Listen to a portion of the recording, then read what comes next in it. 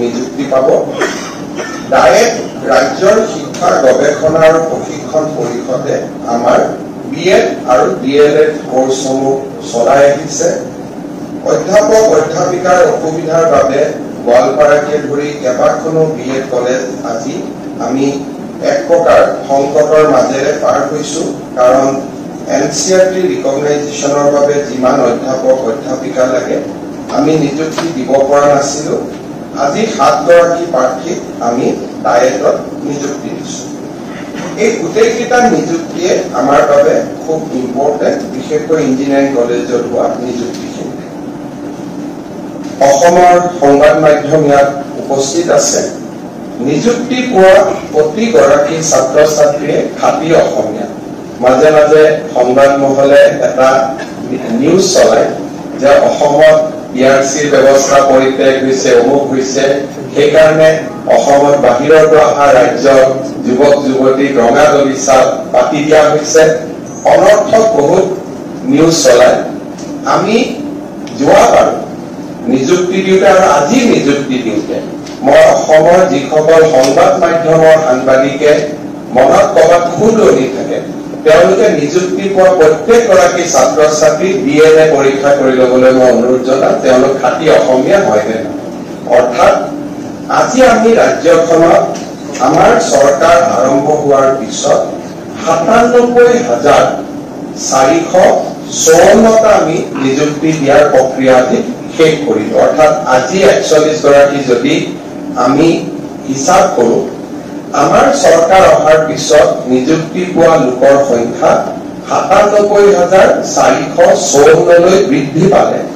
আৰু আমাৰ ৰাজ্যত ইমান সংখ্যক বৃহৎ অসমীয়া যুৱক যুৱতীৰ নিযুক্তি আগত কেতিয়াও হোৱা নাছিল, গ্ৰেজুৱেশ্যনৰ পৰা 4ৰ্থ শ্ৰেণীলৈ। ইয়াৰ ফলত আমাৰ লাভ কি হৈছে?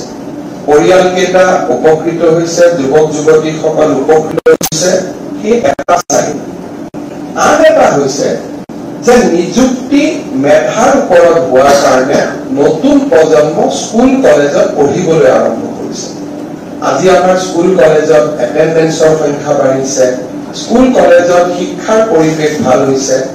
আৰু দেউতাক মাকেও এতিয়া বিশ্বাসেৰে সৈতে ল'ৰা ছোৱালী ক'ব পৰা হৈছে যে তহঁতি পঢ়িলে চৰকাৰী চাকৰি পোৱাৰ সম্ভাৱনা আছে।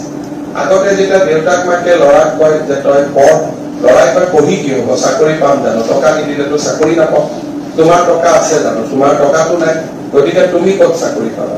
কোনোবা মুখ্যমন্ত্ৰীৰ ল'ৰাই চাকৰি পাব, মন্ত্ৰীৰ ল'ৰাই চাকৰি পাব, কোনোবা বিষয়াৰ ল'ৰাই চাকৰি পাব, ব্যৱসায়ী ল'ৰাই চাকৰি পাব। দেউতা তোমাৰতো পইচা নাই, তুমিতো ঠেলা চলোৱা, তুমিতো ৰিক্সা চলোৱা, তোমাৰতো খেতিয়ক বা তুমিতো ঘৰত তুমি ঘৰুৱা কাম কৰা, তোমাৰ উপাৰ্জন এইখিনি, তুমি মন্ত্ৰী এমএলএ দিবৰ কাৰণে তোমাৰ লগত 20 লাখ টকা আছে জানো। সেই প্ৰশ্নটোৰ দেউতাক মাকে উত্তৰ দিব নোৱাৰিছিল আৰু ল'ৰা ছোৱালী পঢ়াৰ প্ৰতি যিটো ধাউতি থাকিব লাগিছিল সেই ধাউতিটো কমি কমি গৈ আছে। আজি আমি প্ৰমাণ কৰিম যে নহয়, মেধাৰ ওপৰতো নিযুক্তি দিব পৰা ৰাজনৈতিক শক্তি অসমত আছে। বহুত ল'ৰা ছোৱালীয়ে কেতিয়াবা কয় যে আমি মেৰিটত নিযুক্তি পাইছো, চৰকাৰৰ লগত ইয়াত কি কথা। ৰাজনৈতিক নিযুক্তি দিব আটাইতকৈ সহজ। লিষ্টখন মোৰ অফিচত টাইপ কৰিব লাগে, অফিচাৰক পঠাই দিব লাগে, এপইণ্টমেণ্ট দি দিওঁ। মেৰিটত নিযুক্তি দিয়া আটাইতকৈ কঠিন কাম। কাৰণ এই নিযুক্তি প্ৰক্ৰিয়াত জড়িত থকা কোনেও নিজৰ ফুলখালী একজনকো চাকৰি দিব নোৱাৰে, নিজৰ ভায়েকক চাকৰি দিব নোৱাৰে। গতিকে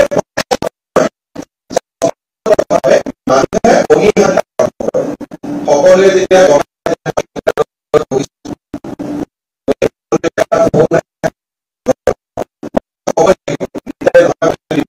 চৰকাৰে মেৰিটত দিব দিছে, সেই মানুহজনে ফেমিলিৰ পৰা এক প্ৰকাৰ আঁতৰি আহিব লাগে।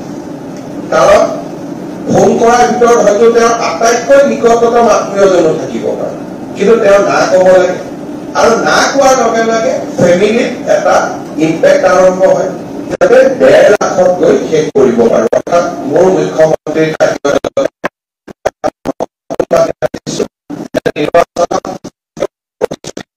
কিন্তু 1.5 লাখত গৈ শেষ কৰিব।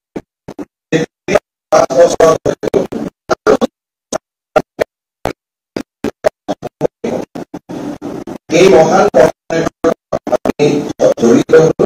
মোৰ সকলোৰে প্ৰতি এটাই অনুৰোধ, আগতে এটা সময় আছিল চাকৰি মানুহে টকা পইচা দি পোৱাৰ কাৰণে চাকৰিটোক মানুহে কি ধৰণে পবিত্ৰতাৰে গ্ৰহণ কৰিব লাগে তেনেকে পবিত্ৰতা দি গ্ৰহণ নকৰিছিল। আজি মেৰিটত চাকৰি পোৱাৰ পিছত আমাৰ নিজৰ কামটো বা আমাৰ নিজৰ কৰ্তব্যটো আমি অত্যন্ত পবিত্ৰতাৰে সৈতে গ্ৰহণ কৰিব লাগে। অধ্যাপক অধ্যাপিকা এটা জেনেৰেশ্যন আছিলে, অধ্যাপক অধ্যাপিকাক তাক সকলোৱে সন্মান কৰিছিল। মাজত এটা জেনেৰেশ্যন আহিলে য'ত প্ৰশ্নবোধক চিন আহিলে। যেতিয়াই মই টেটৰ শিক্ষকৰ নিযুক্তি দিওঁ বা কলেজৰ অধ্যাপক অধ্যাপিকাৰ মই নিযুক্তি দিওঁ, মই এটাই কথা সকলোকে অনুৰোধ কৰোঁ যে আমাৰ বৃত্তিটোৰ ওপৰত, অধ্যাপক অধ্যাপিকা শিক্ষক শিক্ষয়িত্ৰীৰ ওপৰত যাতে ৰাইজৰ আস্থা উভতি আহে, সেইকাৰণে আমি সকলোৱে যাতে অত্যন্ত পবিত্ৰ মন লৈ ছাত্ৰ ছাত্ৰীসকলৰ কল্যাণৰ বাবে এই কামত যেন আমি নিজক নিয়োজিত কৰোঁ।